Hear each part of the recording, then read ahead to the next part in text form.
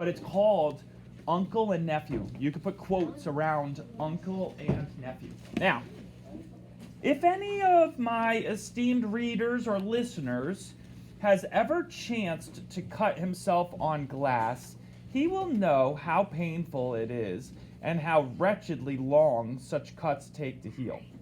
Marie had to stay in bed for almost a week because she was dizzy whenever she got up. But after a while, she felt better and was able to run around the house as merrily as ever.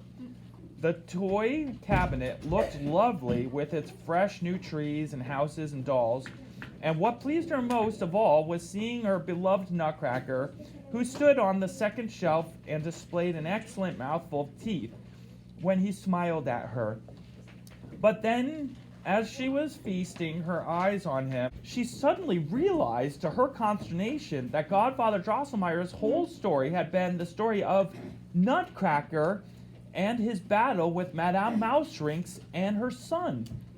Now she knew that her Nutcracker could be none other than young Drosselmeyer from Nuremberg, Godfather Drosselmeyer's charming nephew, who unfortunately had been transformed by Madame Mousetrix's magic. For even while listening to the story, Marie hadn't doubted for one moment that the skillful clockmaker at the court of Perlipet's father was none other than the judge himself. But why didn't your uncle help you? Why didn't he help you?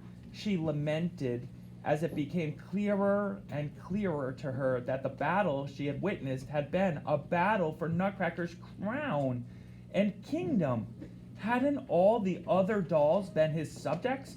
And wasn't it as sure as anything could be that the court astronomer's horoscope had come true, and that young Drosselmeyer had become king of the dolls? As clever Marie pondered all this, thinking of Nutcracker and his subjects as living and breathing, it seemed to her that they ought really to live and breathe.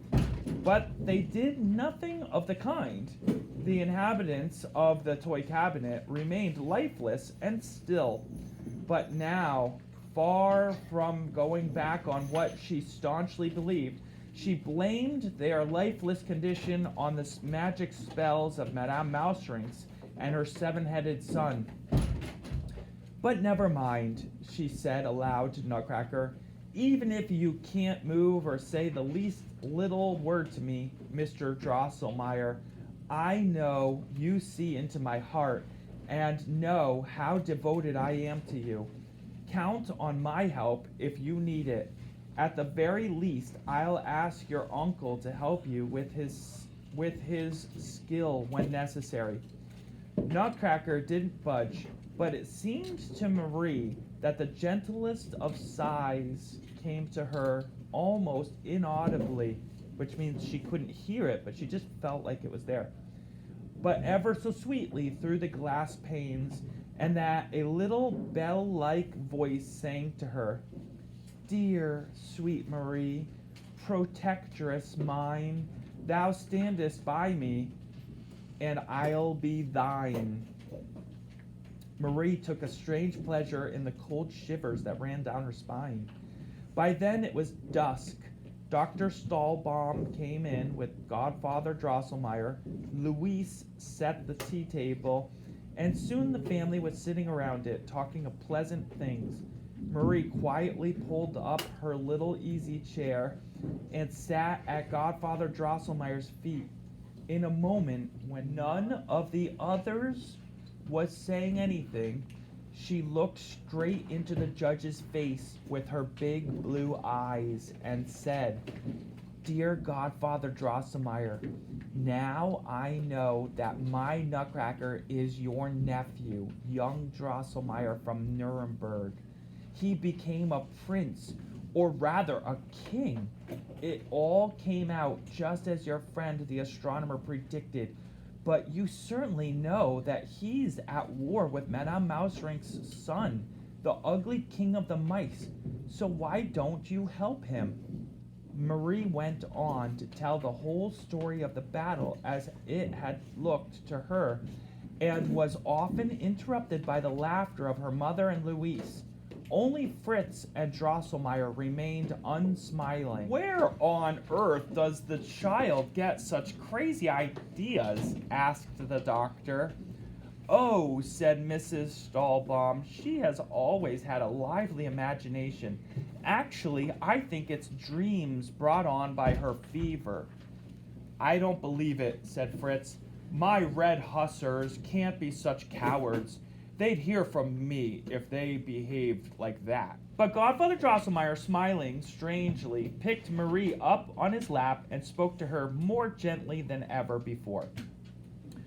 "Ah, my dear little Marie, you're luckier than I or anyone else. You're a born princess like Pirlipat, for you rule over a fresh and beautiful country. But you will have much to suffer if you mean to befriend the poor misshapen Nutcracker, for the king of the mice will beset him wherever he goes." In other words, the king of the mice will never stop until he destroys Nutcracker. But there's nothing I can do. You alone can save him, so be steadfast and loyal. Neither Marie nor any of the others knew what Drosselmeyer meant by these words. Indeed, Dr. Stahlbaum thought them so strange that he felt the judge's pulse and said, "Dear friend, you are suffering from cerebral congestion. I'll write you out a prescription." But the doctor's wife shook her head thoughtfully and said, "I have an idea what the judge is getting at, but I can't quite put it into words." I'm not going to read anymore because the next chapter is titled Victory. And I want to read it.